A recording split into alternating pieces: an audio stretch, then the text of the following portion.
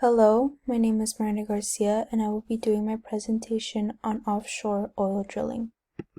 What is offshore oil drilling? Offshore drilling is the extraction of petroleum from the ocean. They search the ocean beds with underwater vehicles, seismic mapping, and satellites to find the areas in the ocean where there is an enormous surplus of oil. Then, they use large drill pipes and oil rigs to establish an area where they will extract the most oil from. It is estimated that the U.S. produces around 16.582 million barrels of oil per day. When did it start? It started in the late 1800s, around 1896, in Santa Barbara, California. This site only had a few pillars and pipes that were around 455 feet into the Pacific Ocean seabed. Even though this site is used for many years, eventually around 1902, it was abandoned and later destroyed by natural causes.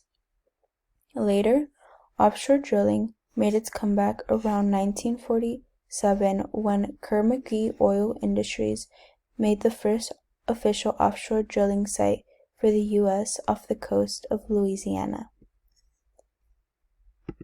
Where is it done? Usually, offshore drilling is done off the coast of multiple countries. Some of the biggest oil rigs are in the United States, Mexico, Saudi Arabia, Brazil, and Norway. It is estimated that around 19.78 million barrels of oil are used daily in the U.S. This includes the ones that the U.S. produces, as well as the ones imported from foreign countries. Why is it done? Oil is used in almost everything we use, so naturally there would have to be a large oil production. It also brings in a lot of money for large oil companies and the government. It can also lead to a rise of foreign powers and other political issues over other countries. The uses of oil. Oil is used in our everyday lives. It powers cars, creates heat and electricity in homes and workspaces, powers medical equipment, and even creates products that one might use like makeup. The dangers of drilling. There have also been many oil spills over the years since it started. According to the Chesapeake Bay Foundation, they say that on average, spills from platforms, pipelines, tankers, and coastal facilities release 157,000 barrels of oil each year. This makes the waters toxic for the animals and the communities that are supported by it. Oil spills release things like greenhouse gases and other pollutants that ultimately contribute to climate change. The largest oil spill in American history has been the spill at Deepwater Horizon. This spill happened in 2010 in the Gulf of Mexico. The result is not only that they polluted the surrounding waters, but also the deaths of at least 11 workers. How has it affected animals? Oil spills are hazardous for marine life, and birds as well. The oils affect their health. Many animals mistake oil for their food and ingest it. Others swim right through it, causing them to inhale the toxins, leading it straight to their lungs. It can also affect their reproduction cycles, meaning fewer animals will be born, causing the species population to decrease. Other things animals might experience are enlarged livers, heart changes, respiratory changes, and fin erosion. How has it affected humans? Oil spills has also been devastating for human life.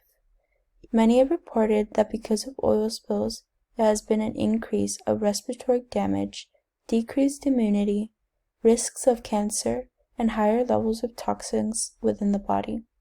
Oil spills has also affected the economy. There has been a large demand to the surrounding land, death and endangerment of workers, the cost of cleanups, and many other factors. Social impacts of oil spills. Oil spills can leave the communities extremely vulnerable. One example is the community surrounding the Gulf of Mexico during the Deepwater Horizon spill of 2010. According to the NOAA article, they say that when the Deepwater Horizon happened, the people that lived in the area experienced many levels of post-traumatic stress disorder, also known as PTSD. Many people to this day are still trying to recover from this disaster because many people relied on oil companies for their jobs, which they have all lost in the past few years. In the article, they also mention that people felt a loss of control since there isn't much one can do about an oil spill except watch. The community also mentioned that the area was rather quiet. All the animals in the area, such as birds and marine life, had all died because of oil spills, leaving the area relatively quiet, which is something the community mentioned as being a harsh reminder of what happened. Deepwater Horizon is one of the many disasters that destroyed communities. Oil spills affect the surrounding areas, not just physically, but emotionally. Overall, how has it affected the environment? As mentioned earlier, offshore drilling has a direct impact on the environment as well. There could be a large fluctuation of climate, such as rainfall and colder weather, as well as hotter days and risks of natural disasters. With climate fluctuations can also affect wildlife. They result in the death of many plants and animals, as well as polluting the waters around it. What can be done to stop offshore drilling? According to the NRDC, the damage of offshore drilling has caused irreparable damage to the ecosystems. Many administrations, including Biden's current place in office, have continued to go through with offshore drilling. As a civilian, not much can be done in terms of changing laws and licenses, but one thing we can do is let our voices be heard. Voting is a big option to help the wildlife around us, letting the politicians in power know that there is a pressing issue that needs to be tended to immediately. We can also be more conscious of the products we use.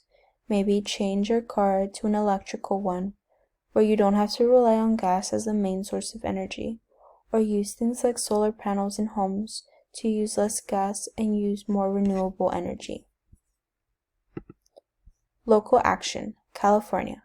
Just recently, California lawmakers have introduced a plan to get rid of oil drilling in the state-controlled waters.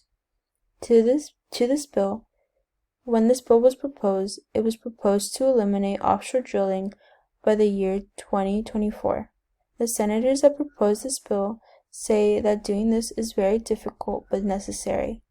While this and many other bills like this are in process, the NRDC will continue to protect the wildlife and coast of California.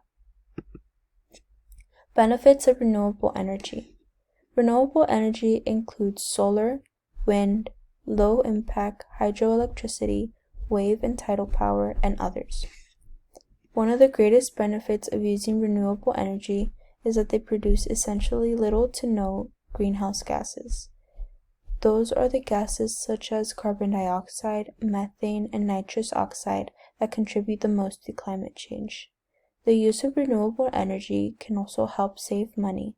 Switching to renewables can also create jobs and put workers less at risk.